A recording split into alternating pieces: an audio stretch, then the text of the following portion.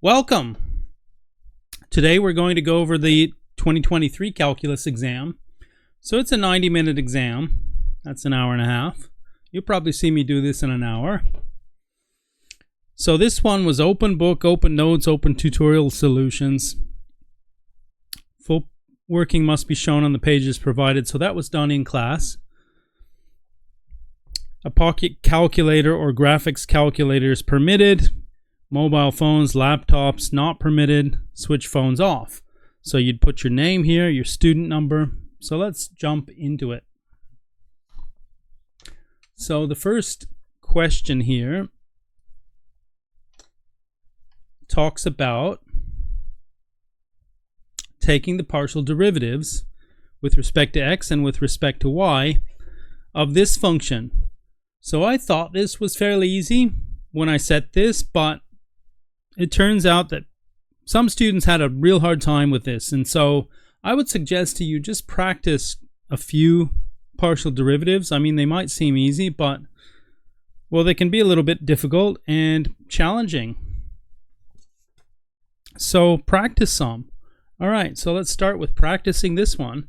So f subscript x, which is the first thing we'll calculate, that's the partial derivative of this with respect to x. But what we want to do is say let u be this inside function. So let's let u of x and y be equal to x plus y plus the square root, and we can write this x squared plus y squared to the power of a half. Okay, so let u be this. In other words, the inside of that. So f subscript x, or the partial derivative of f with respect to x, is the partial derivative of f with respect to u multiplied by the partial derivative of u with respect to x. And that's just the chain rule. Now in this case, x and y are not functions of some other letter, so the chain rule is quite simple. It's just this. Okay, so finishing this off, the partial derivative of f with respect to u, well, this is f of u.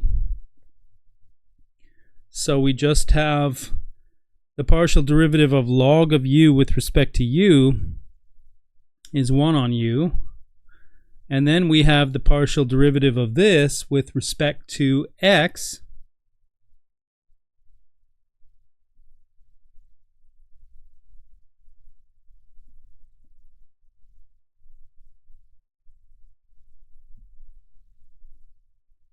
Okay, so we have this, and so we need to differentiate this inside.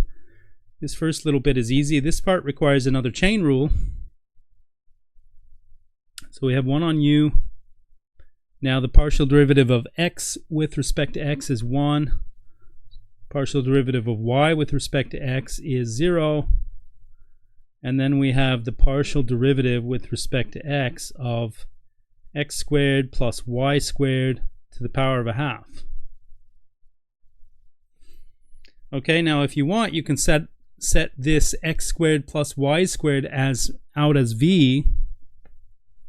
So for example, let v be equal to x squared plus y squared, and then the partial derivative of v with respect to x is 2x. Okay, so we can simplify this then. Got 1 on u, 1 plus the partial derivative of v to the 1/2 with respect to v times the partial derivative of v with respect to x. Okay, so we've already got dv on dx here. It's 2x. Now for this one, we're differentiating v to the half with respect to v, so 1/2 v to the 1/2 minus 1, which is minus a half. So 1 on u, 1 plus 1/2 v to the minus 1/2, and then this is 2x. Okay, so a 2 and a 1/2 cancel. And then we have, let's write this out without u and v in it. So u is our denominator, and that's x plus y plus the square root of x squared plus y squared. Okay, now in the numerator we have 1 plus, now 2 divided by 2 is 1, so that's x over, because that's a minus sign, so it's a denominator there, the square root of v, so the square root of x squared plus y squared. Okay, so this is f subscript x as a function of x and y. All right, now let's make a little note so we don't need to do all this again. So we'll say, notice that f of x and y is equal to f yx. So in other words, if you change the name of x to y and y to x, you still have the same function. And so what that means then is that f subscript y of x and y is equal to f subscript x of y x. Okay, so all we have to do to calculate this then is change the name of x to y and y to x. So we have 1 plus y over the square root of x squared plus y squared all over x plus y plus the square root of x squared plus y squared. Okay, so that's that page done. Again, if you need to practice these skills, go and open up Stewart and find the appropriate section that has examples or problems on partial differentiation, and just do a whole bunch of them. All right, question 2. Let f of x and y be that same function we had before, and now we've got to calculate the slope at the point 1, 0 in the direction of the vector 1, 2. All right, so this is a directional derivative, so fv at 1, 0 is equal to grad f at 1, 0 dot v on the norm of v. So that is then, so the norm of v is root 5, so we have 1 on root 5, 1, 2. Okay, now do we calculate grad f from this? Well, we kind of already have it, because we have the partial derivative of f with respect to x and f with respect to y from the previous question. And so all we have to do is sub 1 and 0 into f subscript x and f subscript y from the previous question. So writing this as a column vector, we have 1 plus 1 on the square root of 1 squared plus 0 squared all over 1 plus 0 plus the square root of 1 squared plus 0 squared. And then in the second component, we have something quite similar, 1 plus 0 over square root of 1 squared plus 0 squared, all over 1 plus 0 plus the square root of 1 squared plus 0 squared. And that gets dotted with 1 on root 5, 1, 2. Okay, so here we've got, let's see, this little denominator is just 1, so that's 1 plus 1 is 2. Now down the bottom we have 1 plus 1 is 2, so that's 2 over 2. And over here we've got 1 over 2, so 1/2. And dot 1 on root 5, 1, 2. Okay, this 1 on root 5 is a scalar, so we can place this out in the front and take the dot product of this with this and then multiply it by 1 on root 5. So this one is just 1, so we've got 1 times 1 plus half times 2. So in other words, 1 plus 1 is 2, so 2 on root 5, which we can write as 2 root 5 on 5. All right, and so this is f subscript v at 1, 0. That's the slope of the function at the point 1, 0 in the direction of the vector 1, 2. Okay, so now that we have that, let's do part B. What's the maximum slope of the function at the point 1, 0? Well, that is, so max slope is equal to the norm of the gradient vector f at 1, 0. And so we have the gradient vectors at 1, 0 here. It's just 1, 1/2. So we're taking the norm of 1, 1/2. And so that is the square root of 1 squared plus 1/2 squared is 1/4. And so this is 1 plus 1/4, which is 5 over 4. So we have root 5 over the square root of 4, which is 2. So root 5 on 2. Okay, and that completes that question. So let's now move on to question 3. And this one was performed fairly well, but you can see it's quite easy. Calculate the integral. So it's a double integral. Y goes between x squared and x. Okay, so 0 to 1, x squared x 1 plus 2y dy dx equals integral from 0 to 1. So we need to integrate 1 plus 2y with respect to y. So we have 1y plus y squared from y equals x squared to y equals x. So now we replace the y with an x and subtract x squared plus x squared squared. So this is the integral from 0 to 1, x plus x squared minus x squared minus x to the 4th. So x minus x to the 4th. Then we integrate this. So we have 1/2 x squared minus 1/5 x to the 5th, 0 to 1. Okay, subbing in 1, we have 1/2 minus 1/5, and then we're going to subtract 0. And this gives us 5 minus 2 all over 2 times 5 is 10. And so that's 3/10, or 0.3. So see, that was fairly easy, wasn't it? Okay, question 4.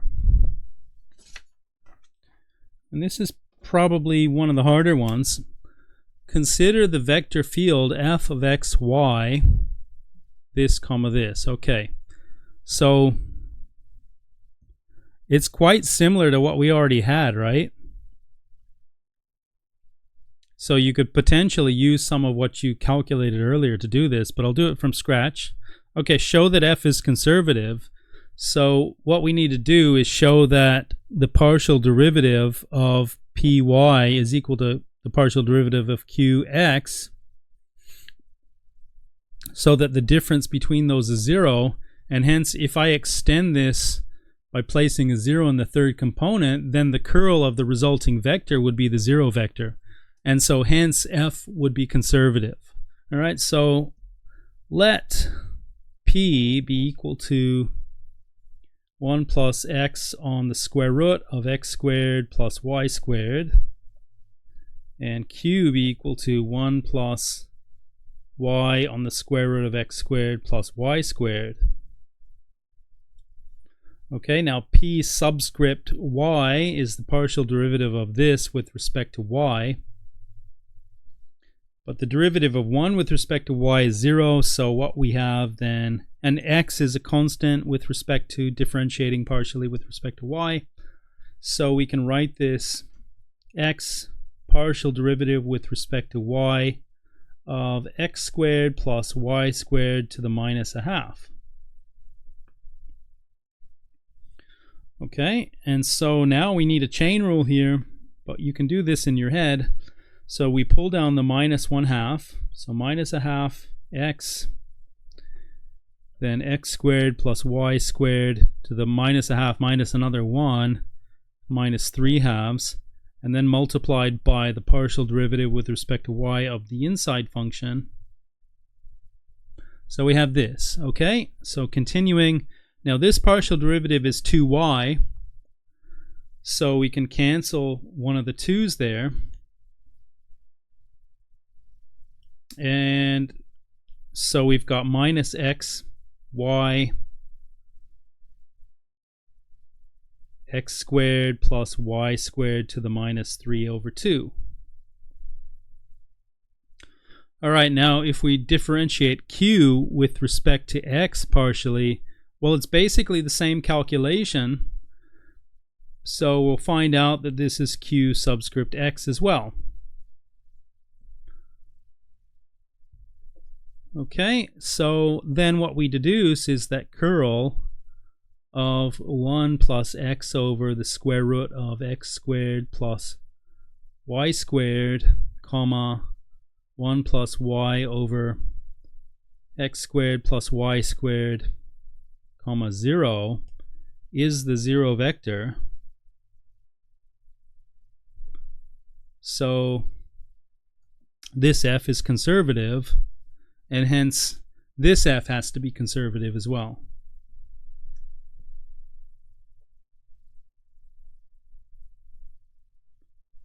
Okay, and this means that hence there exists a potential function. F of x and y exists such that uppercase f is grad of lowercase f. And so we can do part B and find that potential function. Okay, so we seek f such that grad f is uppercase f. So what this says then is f subscript x is equal to 1 plus x squared plus y squared to the minus 1/2, and f subscript y is 1 plus y x squared plus y squared to the minus 1/2. So we've got to solve this system that involves partial derivatives. So integrating the first one with respect to x,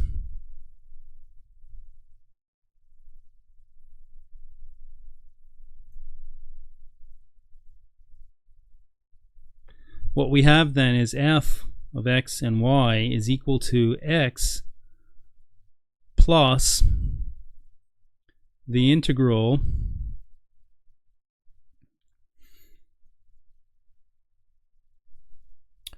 of x u to the minus 1/2 dx, where u is x squared plus y squared. Okay, I'm just thinking through this at the same time as writing and speaking about it. So here's our u. So we've integrated this already, that's there. Then we apply the integral to this piece and call this inside function u. Okay, so what we need to do now is take the partial derivative of u with respect to x, and we get 2x. All right, so that's an ordinary d, but this is taken to be a partial integral. And so I can make the substitution replacing that dx there with du on 2x.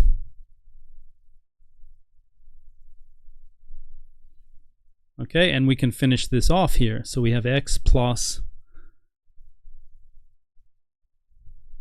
x u to the minus 1/2 du on 2x. And that allows us to cancel the x there and then finish this off because it's just an integral with respect to u at this point. Okay, so we have x plus 1/2 integral u to the minus 1/2 du. And so that integral is, well, if we would add 1 to the exponent here, we would get plus a half.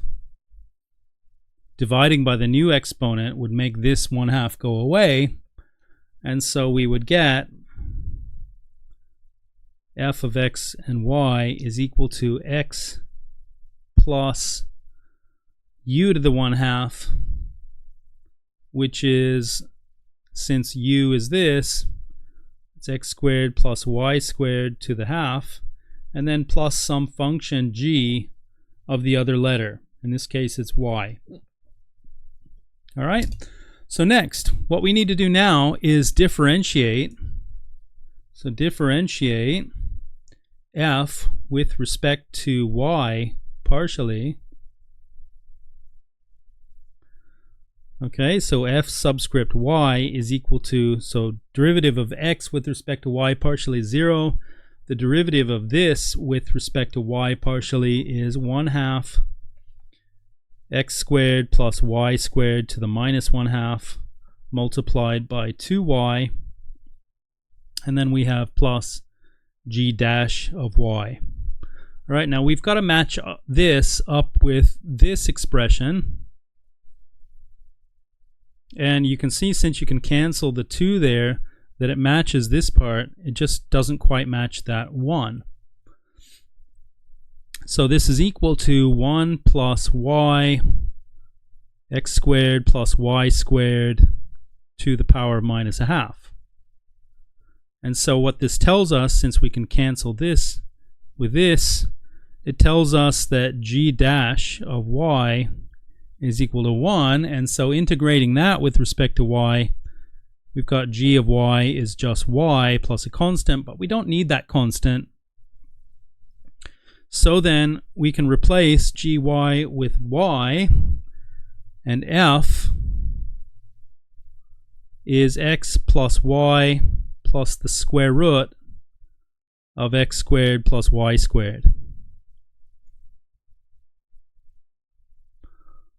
Okay, fantastic. So we've done A and B on this page. We've got a whole nother page to do part C and part D.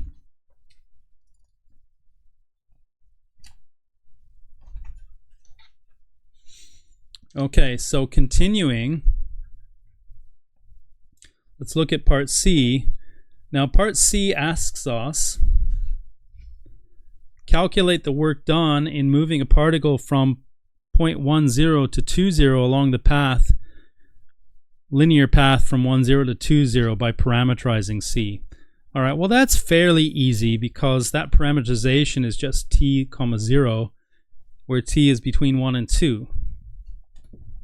So let's write C is the curve r of t equals t, 0, where t is between 1 and 2.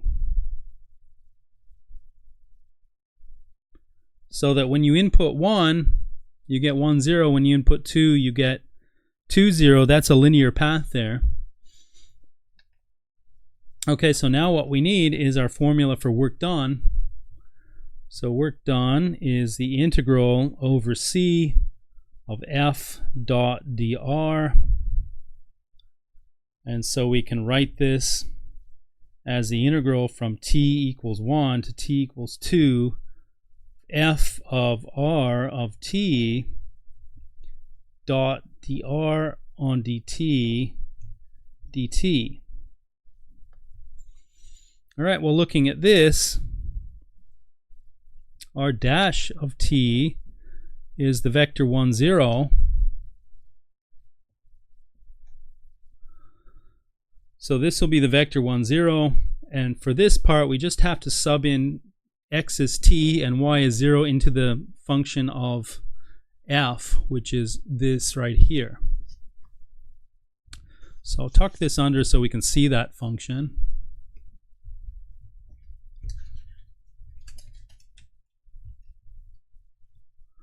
Okay, there we go.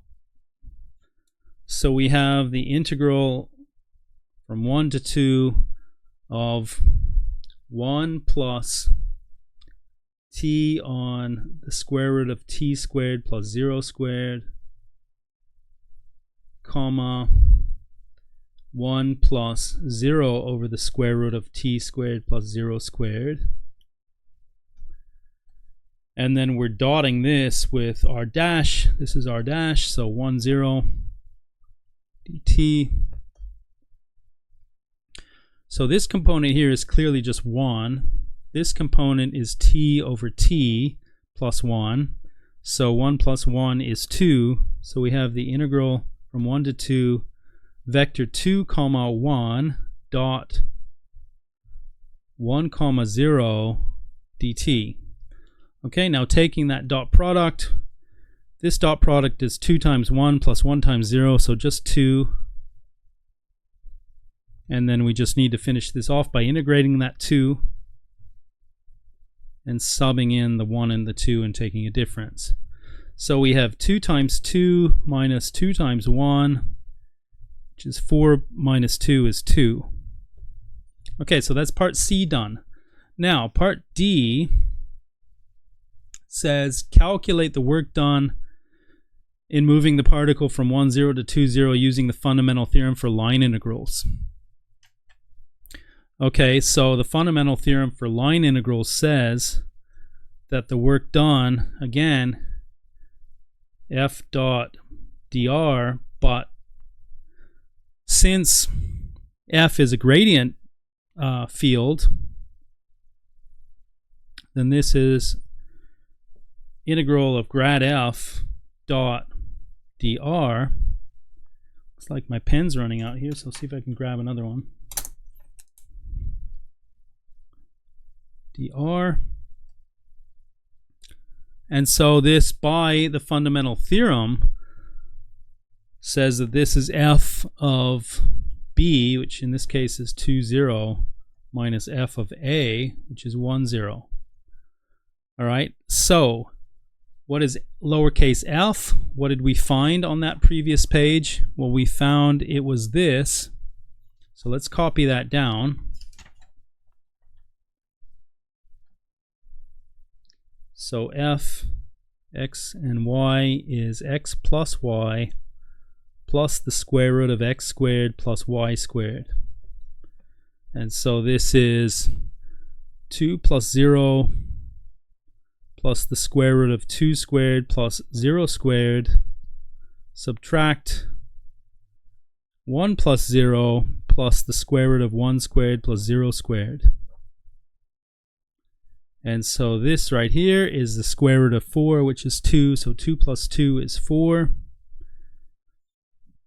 This is 1 plus 1 is 2. So 4 minus 2, and that gives us 2. All right, so you can see that this agrees with what we got here via parametrization.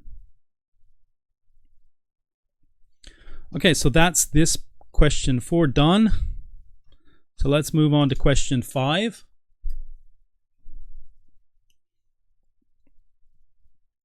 Okay, question 5. Consider the vector field f is 2x, 2y, z squared. Calculate div of f. Well, that's incredibly easy, isn't it? So div of f equals the partial derivative with respect to x of the first one, so 2x. Then we add the partial derivative with respect to y of 2y, and we add the partial derivative with respect to z of z squared. And so what do we have? 2 for this, 2 for this, and 2z for that, which gives us 4 plus 2z. Okay, so, well, that was just really easy marks, wasn't it? Okay, calculate curl of f. Now, for curl of f, we would want to set out, so you can do this with a determinant if you like, but I like to do this with my little formula here because I just find it easier. So we'll let p be equal to 2x, q be equal to 2y, and r be equal to z squared. And then so curl of f is the vector ry minus qz, pz minus rx, and then in the last component we have qx minus py. All right, so differentiating r with respect to y, we get 0. Differentiating q with respect to z, we also get 0. P with respect to z, we have 0. R with respect to x gives 0. Q with respect to x gives 0. And P with respect to y gives 0. So this is the 0 vector.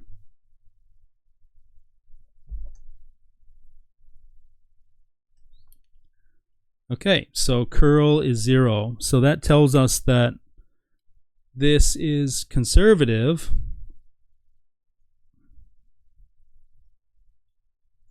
All right, so part C. Use the divergence theorem to find the flux of the vector field F over the unit sphere, and you can use this identity. So that would suggest that we need to change to polar coordinates. All right, so Gauss's divergence theorem says that the integral over this closed surface, the sphere, of f dot n ds is a triple integral over v of div of f dv. Okay, now div f is, well, it's 4 plus 2z. And so now, next we would want to break this up. So breaking this up, we've got triple integral of 4 with respect to v over v. And then that's plus 2 times the triple integral over v of z dv. Okay, so pulling that 4 out, we've just got the integral over v dv of 1, which is the volume of the sphere. So you can use a formula for that, or you can swap to polar coordinates like you would do here to complete this. But you're going to get for this one 4 times 4/3 pi r cubed, but r here is 1. So we've got 4 times 4/3 pi times 1 cubed. And of course you can do this by setting out the integral in polar form. And then we have plus 2. Now for this one, we do want to set this out using polar form. So we have twice the integral. Now, theta goes from 0 to 2 pi, phi goes from 0 to pi, and r goes from 0 to 1, and we're looking at z. So z in polar form is r cos phi, and so the inside is r. Next we have d phi matching with this, and then d theta. All right, so what we're looking at here is x equal to r sine phi cos theta. Oops, theta, not phi, theta. X is equal to r sine phi sine theta. And then z is equal to r cos phi. So this is polar coordinates in 3D. And then remember, we need the determinant of the Jacobian matrix. So that's something I'm missing here, isn't it? So det of j goes in here. And so the determinant of the Jacobian matrix is equal to r squared sine of phi. Okay, so now we can take this and sub it in there. And we've got, so this one is 16 over 3 pi. And then we have twice the integral from 0 to 2 pi, 0 to pi, 0 to 1. Now r squared times r is r cubed. So we have r cubed sine phi cos phi dr d phi d theta. And now we need to integrate this with respect to r. So when we do that, we've got 1/4 r to the 4 here. This is treated as a constant. So we've got 16/3 pi plus, now we can bring that 2 back in at this point. This integrates to give us 1/4 r to the 4th, so we can bring that back in and call this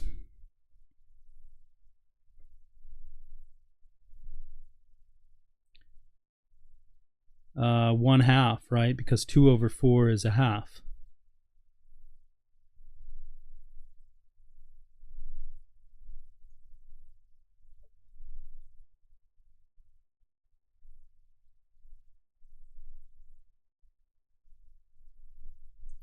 Okay, so we end up with this. Now we've got to sub in r as 1 and r as 0, take the difference.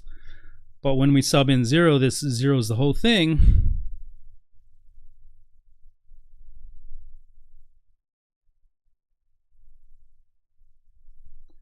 Okay, and so we have 1/2 sine phi cos phi. But if we want to use this identity up here, we need to adjust for that. Okay, so let's put this in first. So we've got 1/2 sine phi cos phi. So we can pull the half out. Call this sine phi cos phi d phi d theta.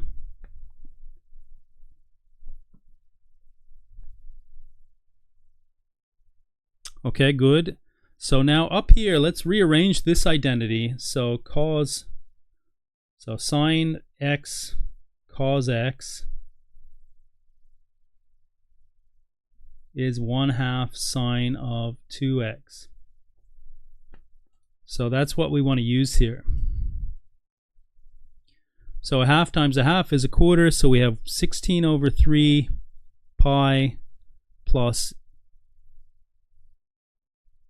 1/4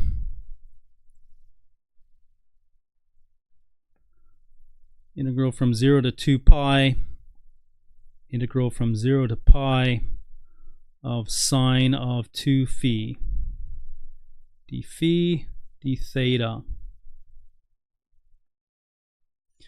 All right, so now we can integrate this with respect to phi, because we just have to integrate sine of 2 phi.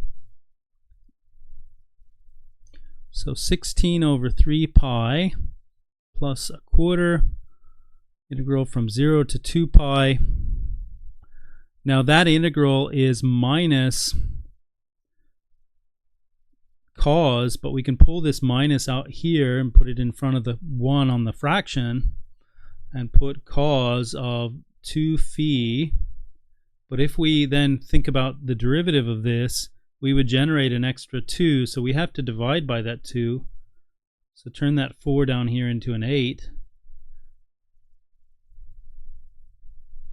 And then this is 0 to pi, and then that gets integrated again. Now you can see we're out of space, but that's okay, because this integral here just gives 0, because cos of 2 pi is 1, cos of 0 is 1, so inside here, once we sub these in, we've got 1 minus 1, 0.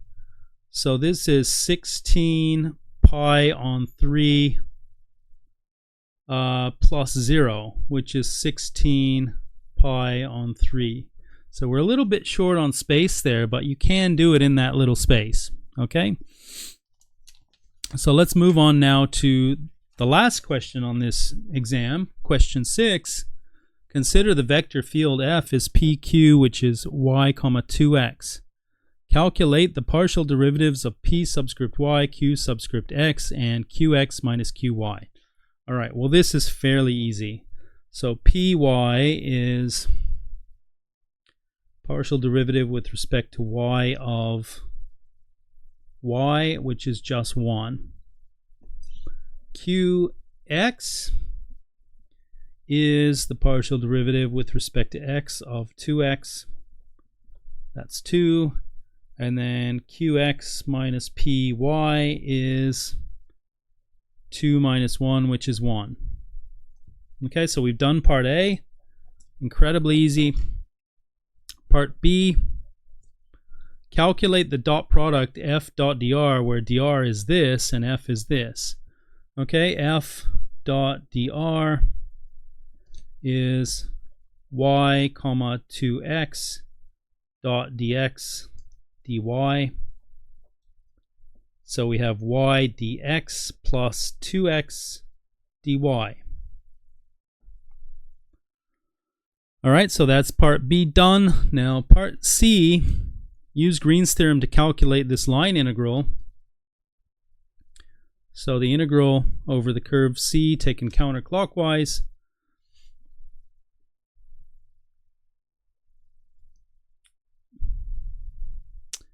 around the unit circle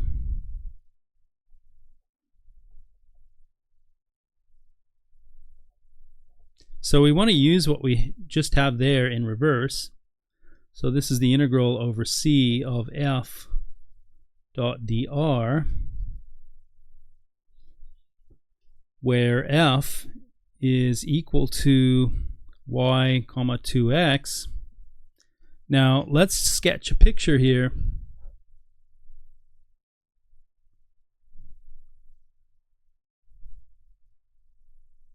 Okay, so we're going from 1, 0, that's here, counterclockwise around. Now inside we have a region D, and that's just the unit disk, the set of all points less than or equal to 1, satisfying x squared plus y squared is less than or equal to 1.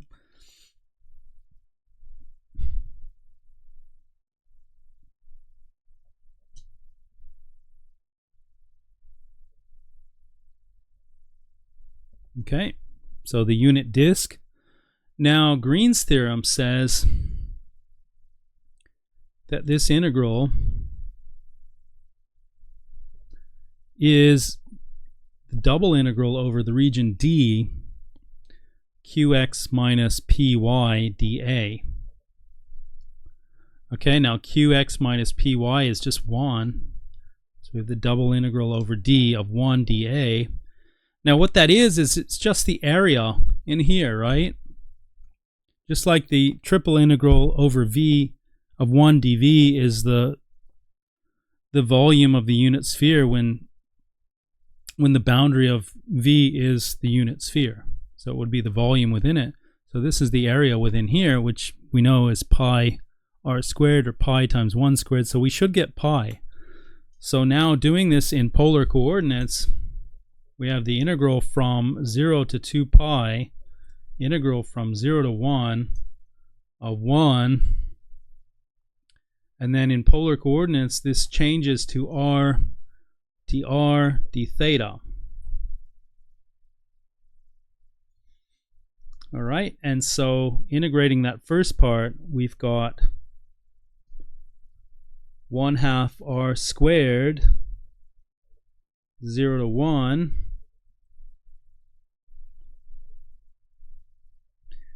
so 1/2 minus 0, and so that gives us the integral of 1/2 d theta. So 1/2 theta, theta goes from 0 to 2 pi, and so we sub those values in. We have 1/2 2 pi minus 0, and so we get pi as expected. All right, well that completes the exam.